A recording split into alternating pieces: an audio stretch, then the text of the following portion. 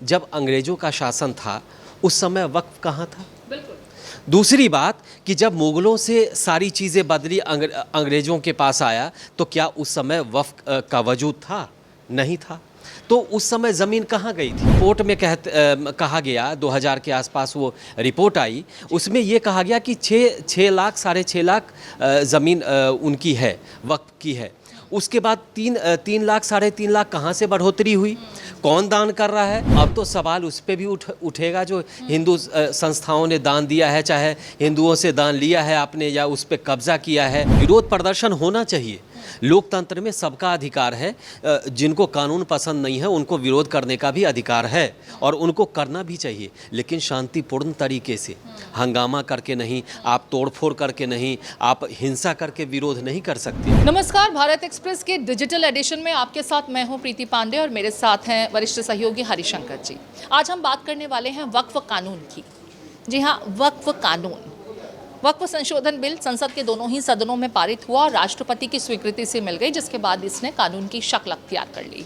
इसे लेकर के हालांकि यूँ तो संसद में भी काफ़ी हंगामा हुआ, बहस हुई, लंबी बहस चली जिसने रिकॉर्ड भी बनाया, लेकिन कानून ये बन गया। बावजूद इसके विवाद खत्म नहीं हुआ है। देश भर में इसे लेकर के हाय तौबा मची हुई है। कुछ पार्टियां सुप्रीम कोर्ट तक पहुंच गई हैं और इसे असंवैधानिक करार देने के लिए याचिकाएं दायर की गई हैं। इन पार्टियों में कांग्रेस पार्टी, असदुद्दीन ओवैसी की AIMIM, इसके अलावा आम आदमी पार्टी और राजद यानी राष्ट्रीय जनता दल शामिल है। लेकिन सबसे पहले आज हम बात करेंगे जम्मू कश्मीर विधानसभा की, जहां वक्फ कानून को लेकर के चर्चा की मांग की जा रही थी।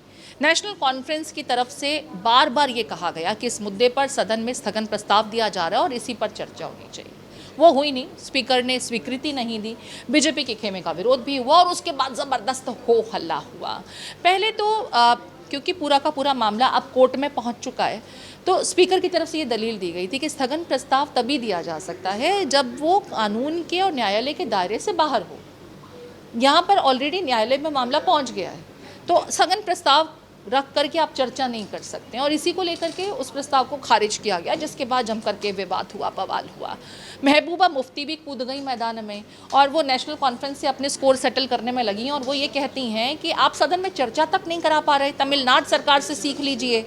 वो इस तरह की बातें कर रही हैं और बीजेपी खेमा ये कह देता है कि कुछ पार्टियां संविधान से भी ऊपर खुद को मानने लगी हैं और जिन पार्टियों के शासनकाल में देश में उनकी विधानसभा में ये इसको लेकर के रेजोल्यूशन की बात कही जा रही है और ये कहा जा रहा है कि हम अपने राज्य में इसे लागू नहीं होने देंगे। इसको लेकर के ही बहुत हो हल्ला मच रहा है। आप इस पूरे मामले को किस तरीके से देखते हैं और कानून बन चुका है, उसके बावजूद बवाल शांत नहीं हुआ है, आप इसे कहाँ जाता हुआ देख रहे हैं? देखिए, ये जो मामला है ये अब सुप्रीम कोर्ट में सीधे सीधे तौर पे चला गया है और सुप्रीम कोर्ट सुनवाई भी करेगी। वो डेट टाइम वगैरह सुनिश्चित करना है। दूसरी बात है कि विधानसभा में, जम्मू कश्मीर विधानसभा में हंगामा हो रहा है, स्पीकर ने इजाज़त नहीं दी, उसके अलावा और भी जगह। और आप देखिए इस समय भी 2 खेमे में है और बीजेपी जो अभी केंद्र में सरकार है जिनकी, बिहार में भी आरजेडी, आप याद करिए MOI समीकरण, उसके बाद कांग्रेस मुस्लिम, उन पर बीजेपी मुस्लिम तुष्टीकरण का भी आरोप लगाती है। AIMIM मुस्लिमों की पार्टी है, उसमें कहने में कोई दो राय नहीं है, कोई शक की गुंजाइश नहीं है। दूसरी बात, जम्मू कश्मीर में तो कुछ कहने की बात ही नहीं है। तो सब वोट बैंक के लिहाज से हो रहा है कि ये अपनी बात जितनी रखेंगे, जितना सुर्खियां बनेंगे, जितने अपनी बात हर मंच पर रखेंगे, उतनी बात इनकी जनता तक पहुंचेगी और उनका वोट पक्का होगा। मतलब जो हितैषी वो बता रहे हैं कि मुस्लिम अधिकारों को लेकर के वो बहुत पैरवी करते हैं और मुसलमानों के असल हितैषी हैं, ये सिर्फ साबित करने की कोशिश हो रही है। हालांकि यही बात सुधांशु त्रिवेदी प्रेस कॉन्फ्रेंस आज कर रहे थे जब इस पूरे मुद्दे को लेकर के जम्मू कश्मीर विधानसभा में हंगामा हुआ, तो मीडिया ने सवाल पूछा बीजेपी के खेमे से कि भाई अब क्यों, कानून तो बन गया। तो उनका सीधे तौर पर कहना था कि असल में बंद कमरे में वही लोग इसकी पैरवी कर रहे हैं, इसके फेवर में बातें रख रहे हैं, लेकिन बाहर निकल करके वो इसका विरोध कर रहे हैं और ये कहते हैं कि मुसलमानों के अधिकार, हक इस कानून के जरिए छीना जाएगा। देखिए, सिर्फ कानून बनने तक परेशानी नहीं है, कानून तो बन गया, वो परेशानी बहुत ज़्यादा इसीलिए है कि बहुत सारे बड़े नेता जो हैं आरोप तो मल्लिकार्जुन खड़गे पर भी लगा, असदुद्दीन ओवैसी पर भी आरोप है कि उनके पास वक्फ की प्रॉपर्टी है, जो बीजेपी लगाती है और भी लोग लगाते हैं कि 20% जो उनकी मतलब चीज़ें हैं उसमें वक्फ बोर्ड का हिसाब किताब है। तो अब जो है कानून बनने के बाद अब कागज़ भी दिखाना पड़ेगा। अब ये नहीं है कि ये ज़मीन जो है आपने बता दिया कि यहाँ से आगे आगे चौराहे तक ये ज़मीन वक्फ की है, तो उससे काम नहीं चलेगा।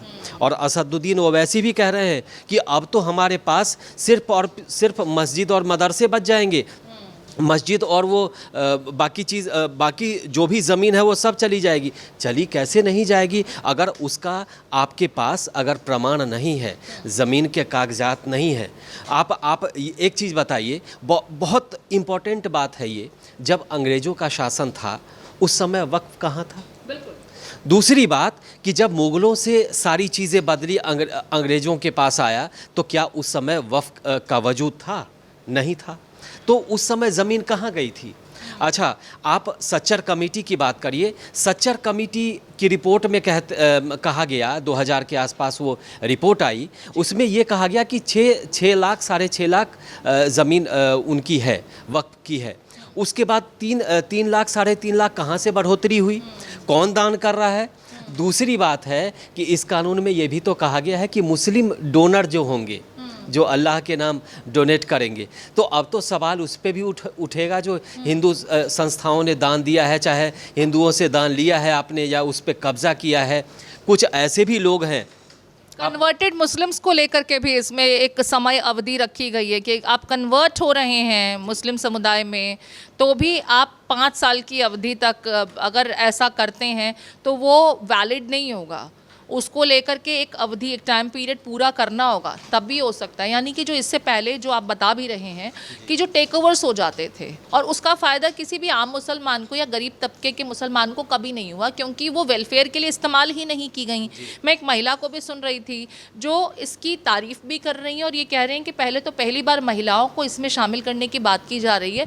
इससे मुस्लिम समुदाय की महिलाओं का भी ग्रोथ होगा, ऑलराउंड डेवलपमेंट होगा, क्योंकि कोई महिला उनके बारे में सोचेगी तो सही।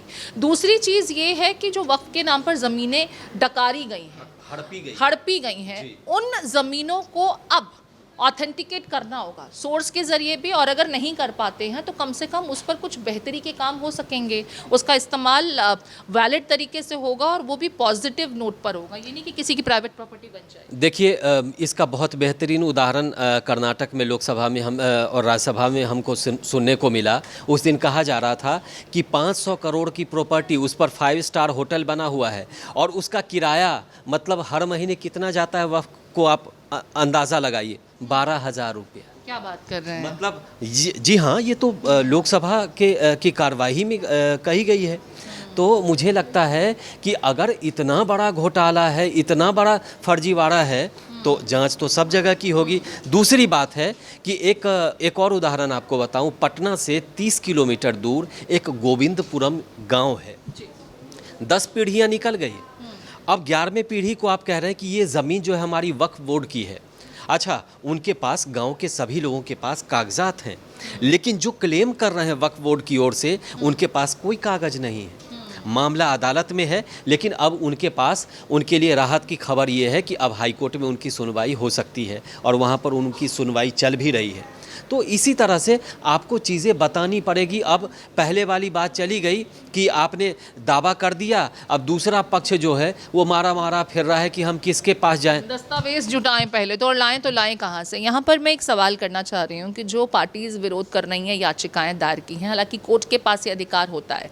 अगर न्यायालय की प्रक्रिया के लिहाज से देखें तो देश में ऐसे बहुत ज़्यादा मिसाल नहीं है कि संसद में कोई बिल जो है वो पारित होता है, राष्ट्रपति उसको स्वीकृत कर देता है, कानून बन जाता है और उसके बावजूद उसे वापस लिया गया हो। इक्का दुक्का ही ऐसे एग्जाम्पल्स हैं।